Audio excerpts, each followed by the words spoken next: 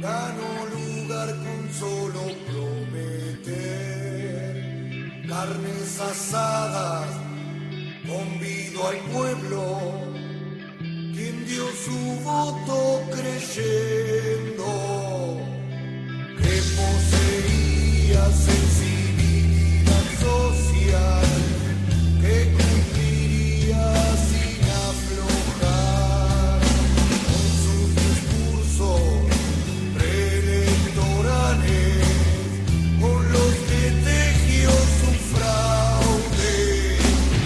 En un avión se llevó el dineral a donde nadie sabe, seguro de que pronto lo olvidarán y podrá postularse otra vez. Fue grosso el toco que pegó al rajar, amasijando la capital. El desvalije está latente, lo sabe hasta el presidente. En un avión se llevó el dineral a donde nadie sabe, por supuesto, seguro de que pronto lo olvidarán y podrá postularse otra vez nuevamente.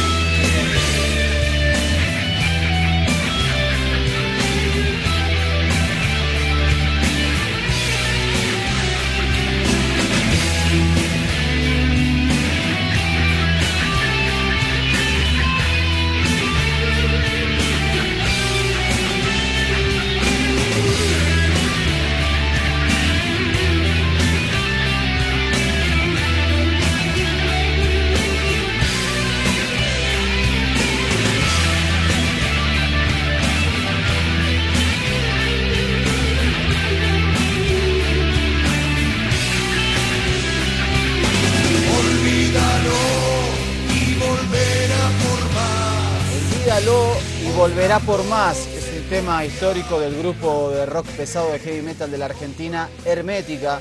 Y así iniciamos esta semana Enojo con los Medios, hoy lunes, porque parece que todas las medidas que está llevando en la Argentina el gobierno de Mauricio Macri y las declaraciones de algunos de sus economistas, de sus voceros, nos muestran el retorno a esa Argentina de Carlos Menem, a cual le cantaba Ricardo Iorio en este tema que escuchabas al inicio de este programa. Olvídalo y volverá por más. Por eso no hay que olvidar. Hoy creo que fue muy nefasto escuchar las declaraciones en el día de hoy, de este fin de semana, de muchos personeros del gobierno de derecha de Mauricio Macri, sobre todo en un contexto de golpe blando en América Latina, en un contexto de un gobierno de Michel Temer en Brasil que tambalea por los escándalos de corrupción, tanto de sus ministros como propios, y obviamente ante el escenario que observamos en Brasil en apenas unos días de un golpe parlamentario contra la presidenta legítima Dilma Rousseff y el desprestigio que no pueden ocultar ni siquiera los medios hegemónicos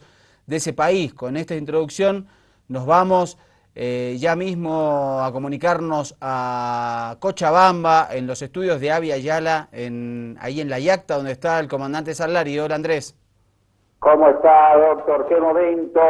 Estoy en Argentina, en Brasil y en Cochabamba, con todo esto que usted habla y que no solo habla usted.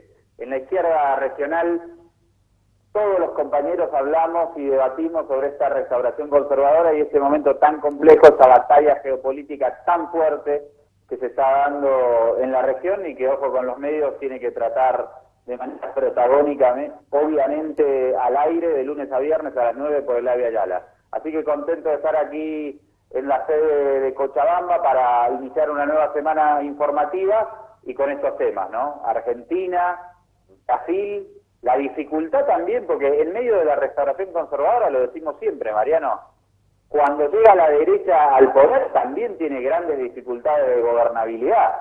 Así que ese dato también es importante, es un momento que seguramente venimos pensando desde inicio de año, en Ojo con los Medios, o desde la victoria seguramente de Mauricio Macri, de su asunción del poder cuando usted estaba presente allá en Buenos Aires, y vamos a necesitar seguir pensando lo que está sucediendo en este momento en la región.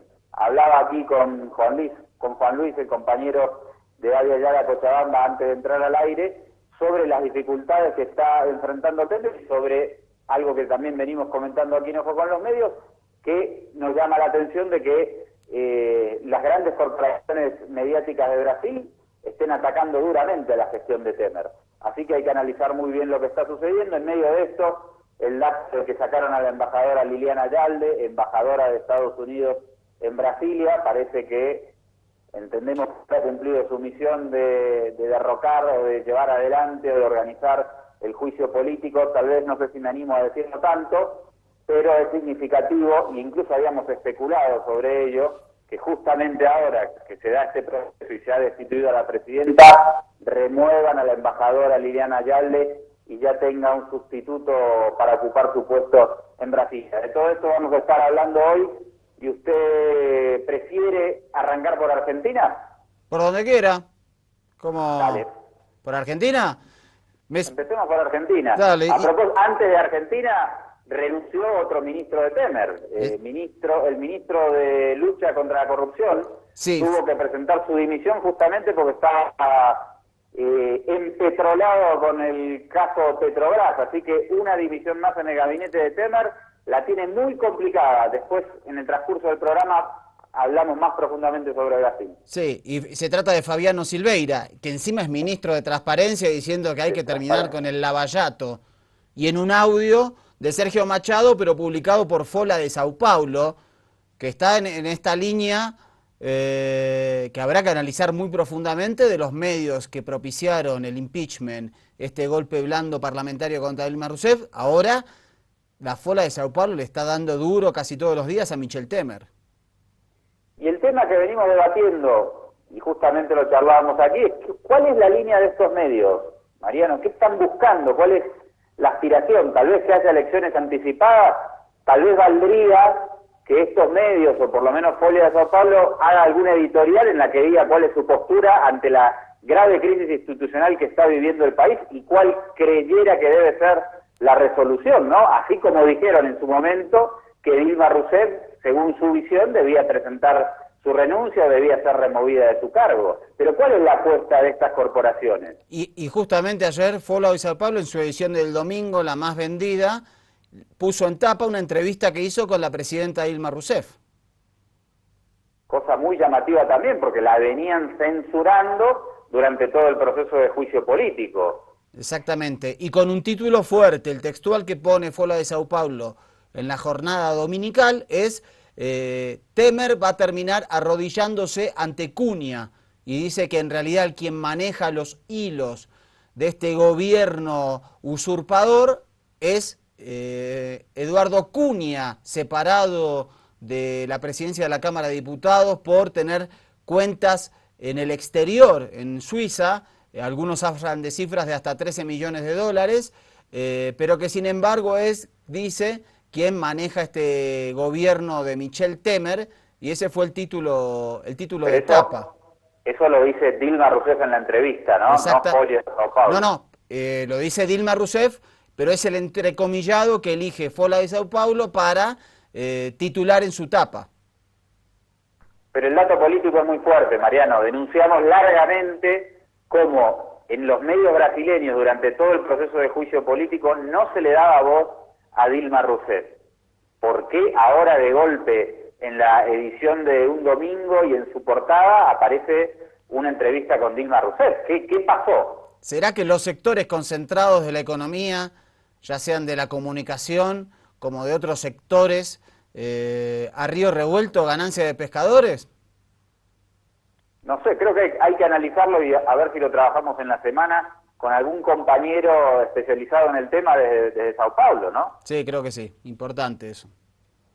Dale, bueno, vamos a Argentina y retomamos Brasil. Dale, mirá, subimos ya rápidamente. El titular hoy de TN, el sitio Todo Noticias del Grupo Clarín, que me parece que si se quejaba que en la época del kirchnerismo había medios a los que llamaba periodismo militante, esto es escandaloso. Acaba de titular TN en su portal web 18 millones de pesos, o sea, un poquito más de $1 millón de Bahamas a inversión en el país. ¿De qué se trata esto? De la cuenta offshore que tiene Mauricio Macri en un paraíso fiscal y que producto de su propia iniciativa de que vengan los capitales que estaban en el exterior para ser blanqueados, termina siendo para TN una inversión para el país. Impresionante. Sí, lo cierto, Mariano, es que más allá de este tendencioso titular, el tema sigue en agenda en Argentina, ¿no? Y ya han pasado, desde el escándalo que salió de la publicación de los Panama Papers, creo que más de un mes, si no me equivoco. Sí, mucho más, sí.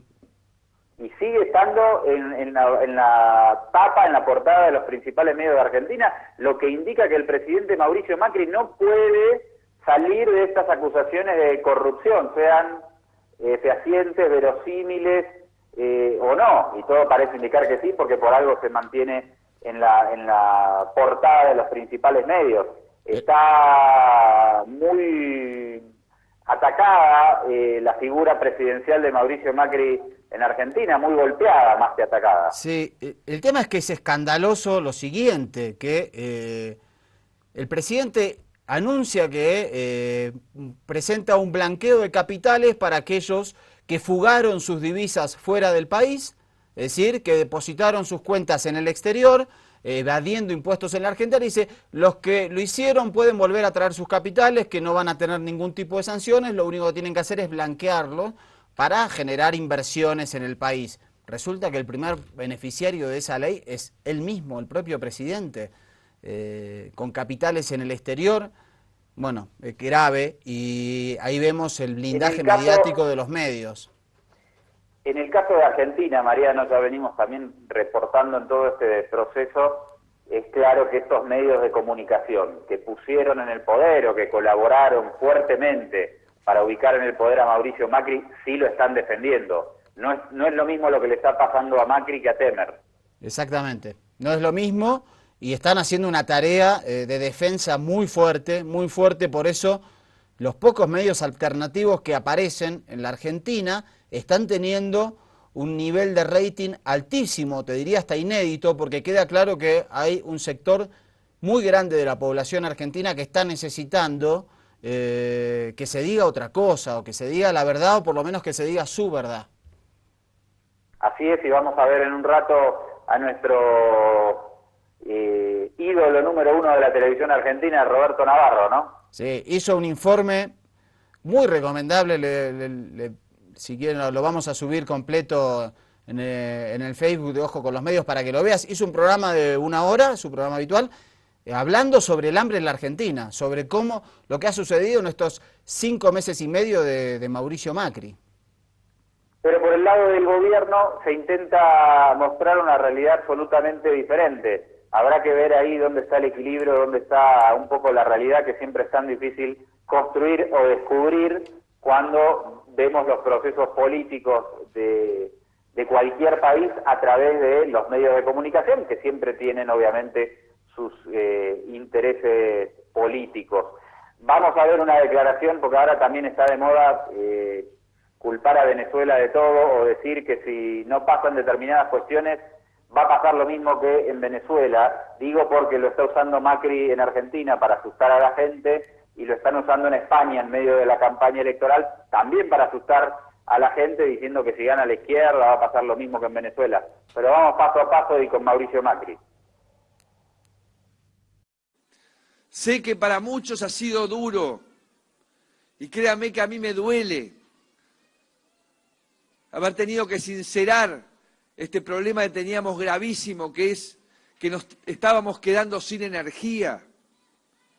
Sabemos que en otro pueblo latinoamericano que se aplicaron políticas energéticas y económicas similares a las que veníamos teniendo en la Argentina hasta hace 5 meses, ya hoy cierra las empresas prácticamente toda la semana y el Estado porque no tienen energía. Se apaga todo un país.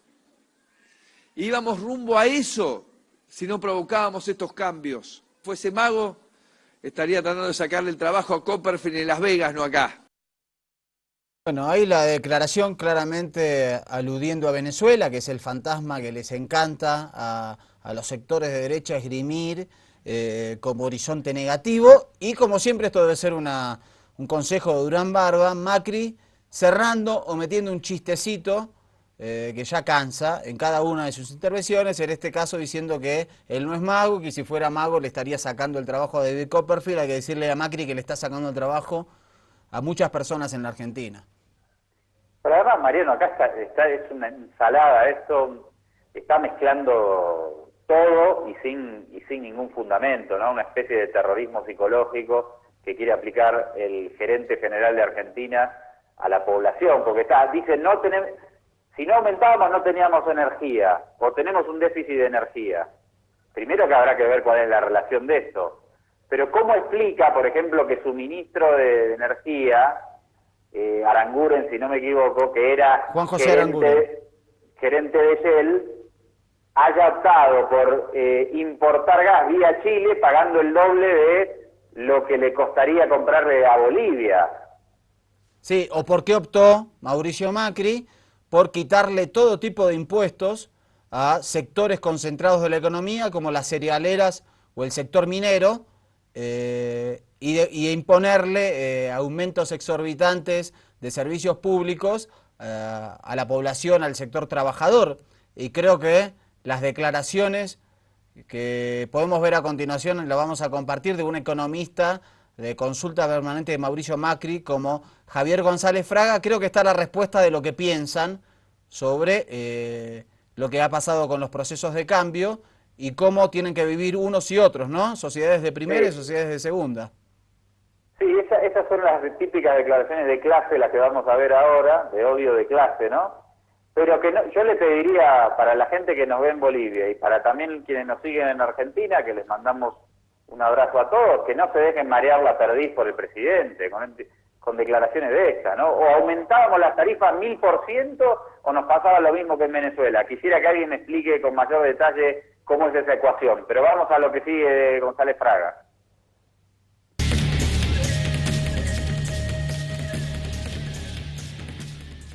El ciudadano de a pie, el que no tiene plata porque no alcanza para pagar la luz, el gas, el que le aumentaron los precios, el que se le devaluó su sueldo. ¿Cuándo viene el momento?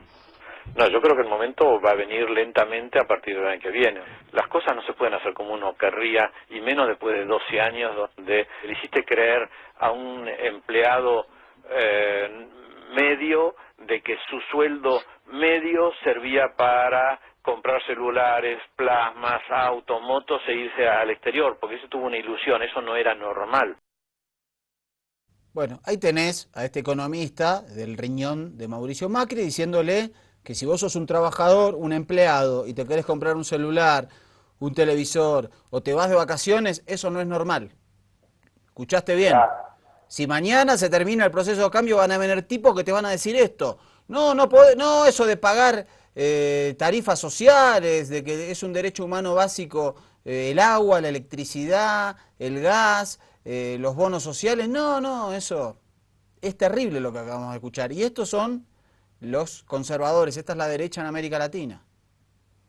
Sí, el problema creo siempre es ¿qué hizo mal la izquierda, Mariano? No mal, ¿qué hizo tan horrible que empujamos a las poblaciones, a nuestras poblaciones, a optar por estos dirigentes tan clasistas y excluyentes, ¿no? Con ese típico discurso tan antiguo, además, ¿no? Y tan de clase, de que los pobres tienen que ser siempre pobres y los únicos que pueden viajar al exterior son los sectores más privilegiados de la sociedad. Pero bueno, esto también lo dijo la vicepresidenta Gabriela Michetti, la vicepresidenta de Argentina. Dijo, no es normal lo que sucedió en los últimos 10 años en la Argentina. Bueno, me eximo de hacer los mismos comentarios. No, esto más que nada para mostrar que es una matriz ideológica, en la cual realmente creen que hay ciudadanos de primera, de segunda y de tercera. Es decir, ellos sí pueden vivir bien toda su vida porque nacieron en cuna de oro. Si vos sos un trabajador, un tipo de la calle, un tipo que yuga todos los días para tratar de llevar el pan a tus hijos, no puede venir un gobierno a mejorarte tu vida, a que pases un mejor vivir, puedas ser parte de un estrato mejor en tu vida y mejorar obviamente la vida de tus hijos. Si eso pasa no es normal, te dicen. Es impresionante. Es muy parecido, ¿se acuerda cuando empezaron a aplicar los ajustes en Grecia y en España? Entonces decían, los gobiernos han cometido el tremendo error de gastar más dinero del que tenían. Entonces ahora, con esa excusa, vivieron en una burbuja, en una irrealidad, y con esa excusa te aplican todos esos planes de ajuste draconianos que generan desastres en la población. Pero es la forma de justificar estas cuestiones, ¿no? Es la forma de justificar que te aumenten un 1000% la luz, el gas y todo y la electricidad, etcétera. Y en parte de ese cuento mentiroso, ese cuento falso en el cual quieren hacer cargar sobre la población culpas que no tienen por qué cargar. Hay estudios realizados en Europa que si se decide aplicarle un 1%, solo un 1% al capital financiero, se recaudarían 50.000 millones de euros por año. Esto implica que no habría ninguna necesidad de ajustar a los pueblos de Grecia, a los pueblos de España, a los pueblos de Portugal, sino que pasa que hay sectores de los poderes fácticos que no se quieren tocar, y esa es la mentira que no te encuentran. Macri no quiere tocar a sus amigos, a sus socios, a sus compinches de clase. Entonces, ¿a quién toca? Al pueblo trabajador, al pueblo que fue beneficiado con el proceso kirchnerista durante 12 años. Bueno, veo que estamos súper enojados, Mariano, ¿eh? Es que lo que enoja es la mentira, ¿no? La falsedad argumental para decirle al tipo que es un trabajador que ahora no va a llegar a fin de mes, que hay un montón de cosas que no puede hacer, porque en realidad hubo una fiesta en otra época en la cual la pasaste bien, pero no tenés derecho a pasarla bien, porque sos un trabajador, y si sos un trabajador la tenés que pasar mal. Eso te están diciendo. Vamos a hacer un corte, porque a la vuelta hay más declaraciones de este tipo. Hermoso, sí. La sumisión al poder se llama esto. Vamos a hacer un corte aquí, no formamos los medios, pongámosle un poco de buena onda a esto, porque si no, no va a ser terrible. Y iniciamos esta semana informativa con todo lo que tiene que ver con esta restauración conservadora que nos está quemando la cabeza. Va a tener que empezar a haber por lo menos manifestaciones artísticas y culturales que, como sucedieron en los 90, se opongan a todas estas cuestiones y por lo menos nos tiren un poco de buena onda. Ya regresamos con más. Segundo bloque de Ojo con los Medios aquí por el Avia Yala Televisión. Estamos en el Avia Yala, en su sede en La Paz, y en el Avia Yala, en su sede en Cochabamba, donde está Andrés, hablando de restauración conservadora, que como te veníamos diciendo es conservadora y colonial. Sí, más colonial que conservadora, ¿no? Aunque necesariamente si es colonial debe ser conservadora. Y estaba pensando en el corte, doctor, porque decía, hace rato que digo, cuando sea candidato a algo en política voy a ser de derecha, porque si sos de izquierda no te dejan tranquilo. Pero a la derecha tampoco le va bien. Si me quisiera lanzar de candidato, doctor, ¿qué ideología debería profesar para tener un gobierno tranquilo? New Wave. New Wave. Así, yo diría, yo creo que necesitamos un candidato así que sea medio budista, medio zen. Pero Macri tiene esa onda y le está yendo mal. Sí, pero es más esa cosa, esa nueva política de los seres de luz. Pasa que están contradictorios sus seres de luz con los seres oscuros que lo rodean, que se hace difícil, pero... Bueno, a la izquierda entonces le cuesta mantener la gobernabilidad a nivel regional después de 10 o 15 años de proceso de cambio, es lógico.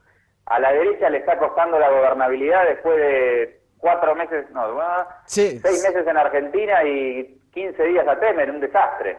Sí, bueno, está demostrado que además creo que los procesos de cambio dejaron sentado que no puedes hacer las cosas tan fácilmente para volver a ese pasado nefasto que tuvimos en la larga noche neoliberal y dictatorial. Me parece que no es tan sencillo y creo que extrañamente están cometiendo esos errores de volver a esas políticas que todos se tuvieron que ir de manera escandalosa los gobiernos neoliberales.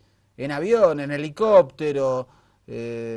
Ahora, generalmente esos tipos no pueden salir a su casa, no pueden hacer declaraciones. Han sido escrachados por la sociedad por esos ajustes ordenados desde afuera y cumplidos a rajatabla sin darle nada a los que menos tienen y dándole todo a los que más tienen. Y estos tipos no aprendieron nada. Vamos a ver qué pasa. Hay muchas cartas que jugar. Me gustaría a mí ver testimonios, porque he leído varios, pero no vi tantos en televisión.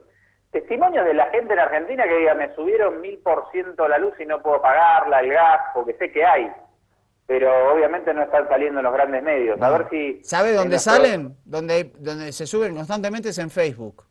Constantemente. La gente agarra y pone las 2 boletas de luz. Es incontrastable. Dice, yo pagaba 60 y ahora estoy pagando 250. Es increíble. ¿Por qué no hacemos un trabajo de recopilación de algunos testimonios fuertes en ese sentido y los ponemos al aire? Porque obviamente cuando más valoramos estas medidas políticas y estos ajustes tan brutales es cuando la gente lo siente en carne propia y lo expresa, ¿no? Sí. Así. Sí, una vez pusimos, no sé si se acuerda, una mujer que se desmayó en la sede de una empresa de electricidad en la Argentina porque le había llegado una cifra que no podía pagar y decía, ¿yo qué voy a hacer? ¿Qué voy a hacer? Era conmovedor. Bueno, vamos con Alfonso Prat Gay, el ministro de Economía prácticamente en los hechos que tiene el gobierno de Macri. ¿Qué anduvo haciendo por España? Fue a reunirse con empresarios.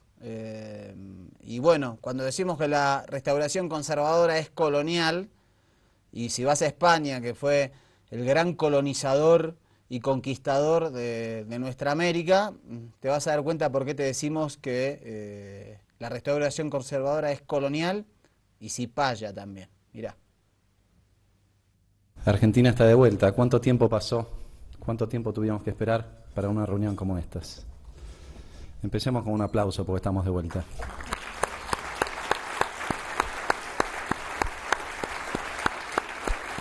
Es una prioridad del gobierno de Macri restablecer los lazos con el mundo, pero muy particularmente con la nación española.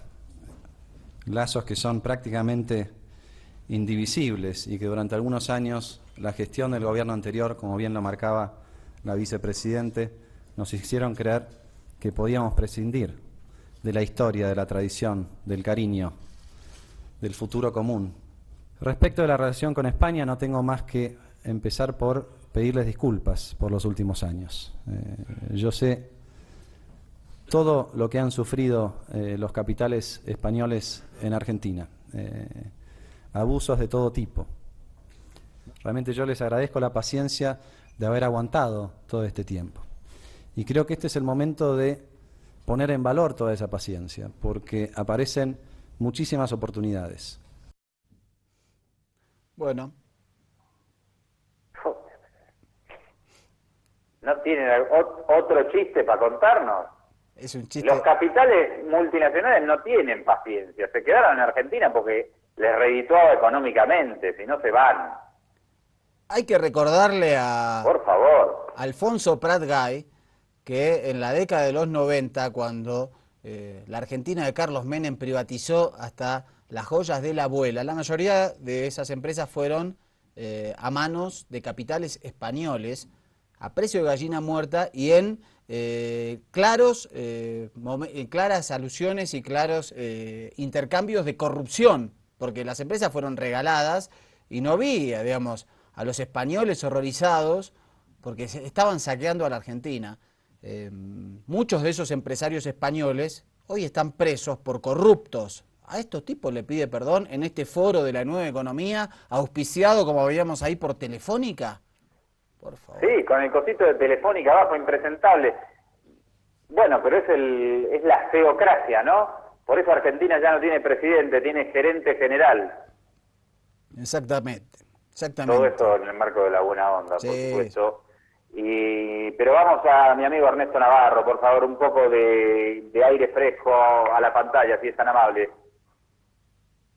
Si vos devaluás y sacás las retenciones y subís las tarifas, lo que generás es hambre. En 5 meses pasamos de discutir el impuesto a las ganancias a hablar de hambre en Argentina. De lo que vamos a hablar ahora es de hambre en Argentina. una familia ya necesita más de 18.000 pesos para sus gastos básicos. Con relación a diciembre, la canasta se encareció en 2.558 pesos y en un año la suba fue del 38%. En la ciudad de Buenos Aires, todos números de la misma fuente, que es el gobierno de la ciudad de Buenos Aires. En la ciudad de Buenos Aires, hoy hay 40% de familias debajo de la línea de pobreza. Ahora, vos imaginate, si eso ocurre en la ciudad de Buenos Aires, cómo está Formosa, cómo está La Rioja, cómo están las provincias que históricamente, ¿sí?, son mucho más pobres que la ciudad de Buenos Aires. Esto se generó, esto no fue magia, esto se generó porque vos duplicaste el precio del dólar, ¿sí? Es decir, un dólar trigo era 9,50 menos el 25% de retenciones, te daba 7 mangos. Si hoy vale 14,40, el trigo subió 100%. Entonces cuando te preguntás por qué el pan vale 40 mangos, bueno, porque Macri te subió el trigo 100%. Hoy, una familia con 10.000 pesos de bolsillo come 22 días. Toda la gente esperando por un plato de comida. Cada vez hay más hambre. Somos muchas personas que venimos acá. Un chico haciendo fila con un tupper, lógicamente ese niño tiene hambre. Los niños se quedan sin comer. Porque el hambre es ahora, hoy, no mañana. Nos encontramos en el comedor La Esperanza de los Niños, aquí en el corazón de la Villa 31 bis, donde en los últimos meses y como consecuencia del aumento desmedido en el precio de los alimentos, la cantidad de chicos que vienen aquí a buscar su porción de comida diaria se ha quintuplicado, mientras que, por su parte, lejos de incrementar la ayuda alimentaria, el gobierno nacional y municipal ha decidido reducirla. Tenían, digamos, de 100 a 120 el año pasado. Hoy en día son 350 a 500 chicos por día. Mirarle a la cara a los chicos y decirle no hay más comida, te da una tristeza terrible, así que ¿cómo podés hacer? El otro día nos dio tanta bronca porque quedamos solo 20 personas quedó sin comer, 20 chicos. Hace 2 años atrás el gobierno nos daba para 100 raciones. Hoy por hoy seguimos con esas 100 raciones, cuando tenemos 5 veces más chicos con necesidad. Y es triste decirle que no hay comida. Y el postre no lo podemos dar porque nos dan 100 naranjas y nosotros no podemos dar 100 naranjas a 300 chicos o a 500. No tiene corazón porque no le importa la pobreza, porque si le importara priorizaría más el hambre de la criatura que hay y no de los que tienen campo, de los que tienen mayor cantidad de entrada, porque estos niños no tienen un campo, tienen un tupper vacío y una pancita con hambre. Este es un fragmento que elegimos, que seleccionamos de un programa de casi 1 hora de política económica del canal C5N, del economista Roberto Navarro. Este es un pantallazo para que veas la situación en Argentina, cómo ha subido la inflación, a la par que han subido los impuestos a la clase trabajadora y el hambre está cundiendo, 40% de inflación, una canasta básica familiar que en general le alcanzaría al promedio trabajador de una familia trabajadora en la Argentina para comer 22 días, pero el mes tiene 30, ¿no? Me escribe Julio Peñalosa, doctor, dice, ojo con los medios u ojo con la Argentina. Está buena la pregunta. Sí. Ojo con Argentina, ¿no? Porque cuando llega la derecha al poder, esto es lo que pasa. Y me parece que esto que hacemos en Ojo con los Medios, contándote Argentina, Brasil, es un llamado de advertencia, un llamado de alerta a los países que aún, por suerte, conservan procesos de cambio, que piensan más en las personas, en el hombre y la mujer de a pie, que en los capitales concentrados de la economía. Así es, doctor. Le propongo pasar a Venezuela ahorita mismo con la nota número 10. Vamos, ¿qué le parece? Vamos, sí, nota número 10, querido director. Vamos a ver. ¿Cómo está la cosa en Venezuela? ¿Por qué ponemos esta nota al aire? Venezuela está en un proceso que está impulsando la UNASUR y que han impulsado, por ejemplo, el expresidente español Rodríguez Zapatero, de un diálogo complicado en la República Dominicana entre opositores y oficialistas. el reclamo de los opositores para que se haga el referéndum revocatorio, la respuesta de los oficialistas diciendo, presentaron hasta ahora, de las firmas que presentaron el 40% son fraudulentas, y a su vez una campaña desde el exterior, desde España y desde otros sectores y otros países y otros carteles de la comunicación, atacando y atacando constantemente a Venezuela. Mariano Capriles ha dicho que Venezuela ha dejado de ser una democracia. Exactamente. Creo que esto también hay que discutirlo. Creo que en parte puede tener razón, ¿no? Y la culpa de que esto suceda o de que esté cerca de suceder, creo que en un 90% la tiene la oposición, no solo la venezolana, sino que lo venimos reflexionando últimamente. Cada vez que hay procesos o que hubo procesos de cambio progresistas en la región, los sectores más poderosos de esas sociedades han impedido de manera antidemocrática o han tratado de impedir que esos gobiernos construyan su gobernabilidad. Entonces creo que la responsabilidad de las oposiciones de derecha a los gobiernos de izquierda en las fallas de la institucionalidad de todos nuestros países es enorme y no se puede dejar de ponerlo sobre la mesa. Es así, y desde que llegó, en el caso de Venezuela, el comandante Hugo Chávez en el 99, que ganó las elecciones ese año, no pararon de conspirar aliados con distintos sectores en Washington. España ha jugado un rol tremendo también en el desgaste constante. España tiene un estado de ingobernabilidad tremendo, están por firmar un tratado completamente leonino del Transpacífico entre la Unión Europea y Estados Unidos, pero en España se habla de Venezuela, parece que estamos hablando del reino de España venezolano, es una cosa impresionante. Bueno, vamos a ver eso y después comentamos, dale. Dale. En el último barómetro del CIS, los españoles señalaron 46 grandes preocupaciones: paro, corrupción, problemas sociales o los partidos políticos son los principales. Venezuela no aparece. Sin embargo, la precampaña política se centra en el país bolivariano. Nosotros rechazamos esa injerencia y pedimos respeto, que los españoles resuelvan sus problemas con sus métodos, con sus leyes, ¿no? Y nosotros resolvamos los nuestros. No se pueden usar las dificultades económicas de algún país para justificar una intervención, entre comillas, humanitaria. Eso hicieron en Irak con una mentira descomunal. Eso hicieron en Siria y ¿qué hay ahorita allí? La visita de Albert Rivera a Caracas ha sido el último capítulo. En un viaje relámpago, el líder de Ciudadanos se ha reunido con miembros de la oposición. Encima de la mesa, derechos humanos y presos políticos. El artículo 72 de su Constitución es su Constitución, es su derecho. Son ustedes los que tienen derecho a pedir esto y yo apoyo que ustedes puedan defender esta Constitución de todos los venezolanos y que ustedes puedan celebrar ese revocatorio como vía de escape, como salida en Venezuela. Anteriormente, el presidente en funciones, Mariano Rajoy, escribió una carta en la que mostraba su compromiso con el drama humanitario que se vivía en Venezuela. Sobre la mayor crisis de asilo desde la Segunda Guerra Mundial no dijo nada. A PP y Ciudadanos les interesa situar en la agenda mediática Venezuela, evidentemente por parte de Ciudadanos para tratar de mejorar su situación y por parte del Partido Popular para obviar otros temas que han perjudicado a Rajoy, especialmente el de la corrupción y situación económica del país.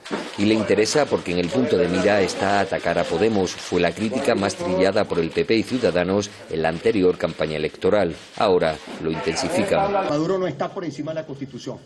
Reprochan a Podemos que no apoya a la oposición, una oposición que insiste en la teoría de que el gobierno de Chávez realizó supuestos pagos al Partido Morado. Una teoría que en España la justicia tumbó cuando el Tribunal Supremo archivó la querella que presentaron contra el partido por supuesta financiación irregular. Parece que hay mucho miedo de alguna gente simplemente de que las cosas cambien.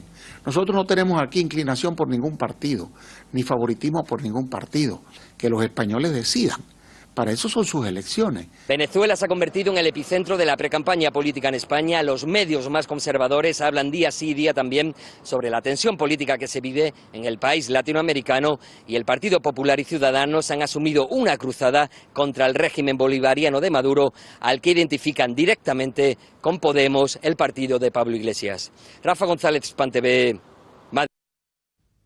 Bueno, ahí desde Madrid, la cadena estatal iraní, contando la obsesión de los políticos de derecha de España con Venezuela. Se ve que también para tapar la crisis que vive España hace mucho tiempo, con cifras récord de desocupados, cifras récord de personas que tienen que buscar una asistencia para poder comer, para poder llevar abrigo, en un momento en el cual los desahucios dejan en la calle a personas trabajadoras para beneficiar a los bancos. Parece que 6 meses de desgobierno, pero hablemos de Venezuela, muchachos.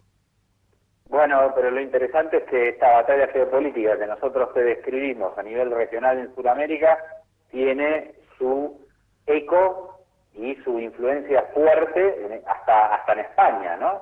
Y esto es significativo también del momento en el que estamos viviendo y que no solo atañe a lo regional. Y de paso que también en Estados Unidos la que se viene, y eso también habrá que pensarlo. Hagamos la última pausa y después, si nos queda tiempito, hablamos un poquito más de Venezuela y de Estados Unidos. Dale, último corte, quédate ahí, 2 minutitos nada más.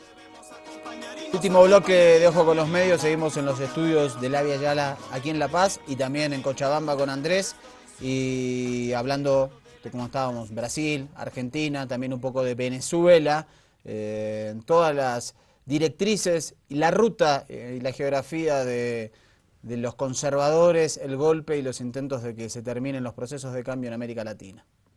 Vamos a ver a continuación cómo ve los ánimos sociales. Desde Caracas, el corresponsal de Hispan TV, Marcos Salgado. Estos estudiantes de la Universidad Central de Venezuela y de universidades privadas marcharon para reclamar contra la situación económica del país. Una canasta básica está 7, 6 veces más arriba del sueldo mínimo y no podemos más, estamos obstinados de esta situación. Estamos cansados de que no podamos vivir, sino sobrevivir e intentando. Quisieron marchar hasta el Ministerio de Educación, pero este operativo policial se los impidió. Hoy está el movimiento estudiantil acá exigiendo su derecho de manera pacífica y democrática, como siempre ha sido. Creemos que es un abuso del señor alcalde de la ciudad, que debería permitir el libre debate de las ideas, incluido las manifestaciones públicas. Y muy cerca de los estudiantes de oposición, en otra concentración, el chavismo marchó al Palacio de Miraflores a apoyar al presidente Maduro. Hoy están el sector universitario, nuestros estudiantes. Podemos decir que en Revolución la matrícula universitaria se incrementó en un 5.000% comparado con las épocas de la Cuarta República. Hoy la juventud universitaria dice, presente en Caracas, Nicolás, cuenta con nuestro apoyo, esta juventud está restiada contigo y no dejaremos la calle. Aquí marcharon los nuevos universitarios, los que estudian en las universidades creadas por Hugo Chávez. Queremos decirle al mundo que entienda que anteriormente, antes de la llegada del presidente Chávez, Venezuela tenía 800.000 estudiantes. Cuando llegó la revolución en nuestro país, ahora tenemos más de 2.500.000 estudiantes. Marcharon por el centro de la ciudad capital hasta el Palacio de Miraflores, la sede del gobierno en Caracas. El presidente Maduro fue el encargado de cerrar la jornada. Criticó duramente a los medios y los gobiernos que recrudecen una campaña contra Venezuela. Eso es propaganda de guerra. Están preparando una solicitud de intervención militar contra Venezuela en la OTAN. Y detrás de eso está Rajoy. Detrás de eso está la derecha de Ramos Alú, que los invita para intervenir en los asuntos internos, que solo son de los venezolanos y de las venezolanas. El presidente Maduro aseguró más recursos para las universidades, a pesar de la crisis provocada por la caída de los precios del petróleo. Marcos Salgado, Hispan TV, Caracas. Bueno, ahí semana a semana observamos que en Venezuela, sobre todo en su capital Caracas, se vienen llevando adelante manifestaciones tanto a favor como en contra del gobierno, en un contexto además internacional, como te mostrábamos, de ataque furibundo a Venezuela, a sus líderes y con personajes de la oposición de derecha de España, incluso viajando a Venezuela. ¿Cómo le cae a esta restauración conservadora una victoria de Donald Trump en las presidenciales de Estados Unidos? Pasa que creo que Donald Trump es un personaje tan border que creo que es un enigma tanto a derecha como a izquierda. Cuidado, porque le dije que Trump podía ser presidente hace tiempo, ¿eh? Sí. Me decía, no pasa nada, no pierde seguro con Clinton, y ahora todos dudan. Sí, yo sigo creyendo que en el escenario de Trump contra Hillary Clinton terminaría pasando con lo que sucede con el Frente Nacional en Francia. Es decir, el temor a esa derecha recalcitrante de corte clasista, racista, fascista, termina, digamos, incluso, digamos, a sectores conservadores les termina preocupando. Quiero ver qué va a pasar. Están las puertas abiertas, obviamente ninguno de nosotros puede predecir fenómenos sociales.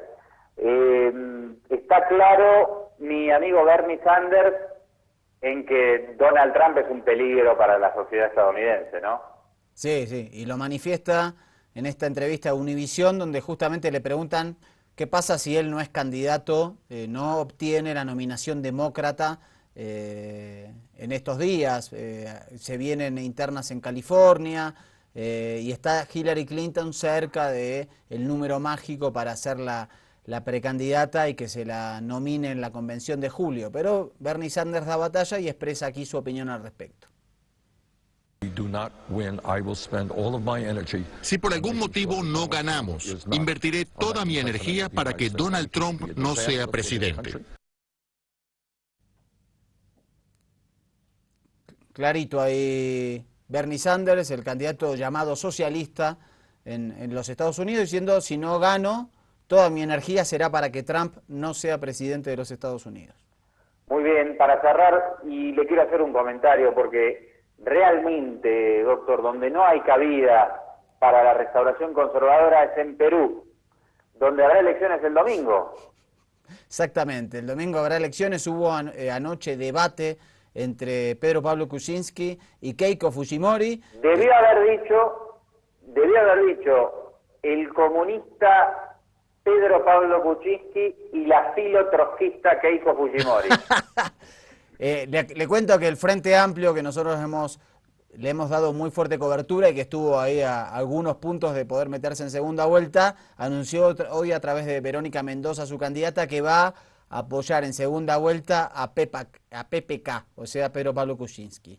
En un principio se estimaba que el Frente Amplio iba a ser presidente, pero se ve que el pasado y el apellido Fujimori ha marcado otra tendencia. Bueno, me deja pasmado esto, pero vámonos con una última, nos despedimos aquí, le mando un abrazo desde Cochabamba, el agradecimiento como siempre aquí a los compañeros del canal por brindarnos el apoyo técnico, y vámonos con porque hubo debate ayer justamente en Perú, y vamos a repasar un poquito qué sucedió allí, y yo me despido hasta mañana desde acá, doctor, un abrazo grande.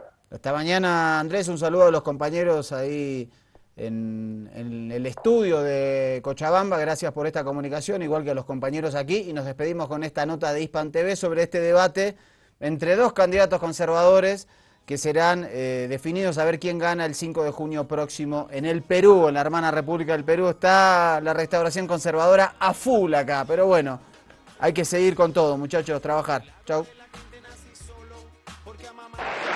A una semana de las elecciones presidenciales, Pedro Pablo Kuczynski y Keiko Fujimori enfrentaron sus propuestas en el debate presidencial organizado por el Jurado Nacional de Elecciones. Kuczynski inició el debate con pierna fuerte, afirmando que Fujimori es una amenaza para la democracia del país. Mi contrincante representa una tendencia que nos dominó en los años 90 y que todavía sigue fuerte en el Perú. Es una amenaza letal a la democracia. Yo creo que tenemos que terminar con esa amenaza. Por su parte, Fujimori afirmó que no repetirá los delitos de corrupción que se cometieron durante el gobierno de su padre. Sé mirar la historia y tengo muy claro qué capítulos no se deben repetir y qué capítulos sí.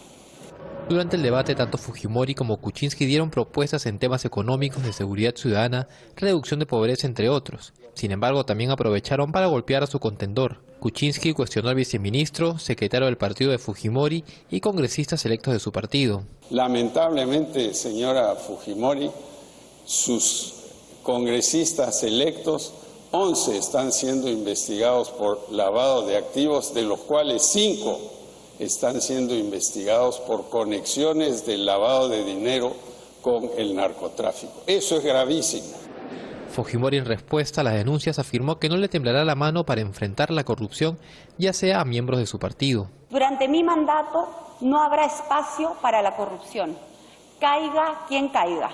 Tolerancia cero en esta lucha. Quiero defender la democracia. Para los analistas hubo una ligera ventaja para PPK en este debate presidencial. Habrá que esperar a las elecciones para ver si esto se traduce en las urnas también. Y hemos visto a PPK mucho mejor que hace una semana. En el debate anterior Keiko ganó el debate. Hoy día yo diría que la duda es si fue un empate o una ligera ventaja de PPK. Acá PPK, pero Pablo Kuczynski se le ha notado bastante más consistente en las propuestas, con más capacidad de reacción frente a lo que decía Keiko Fujimori. Para los especialistas, el desenlace de las elecciones será producto de lo que los candidatos han hecho en sus campañas y lo visto en este debate presidencial.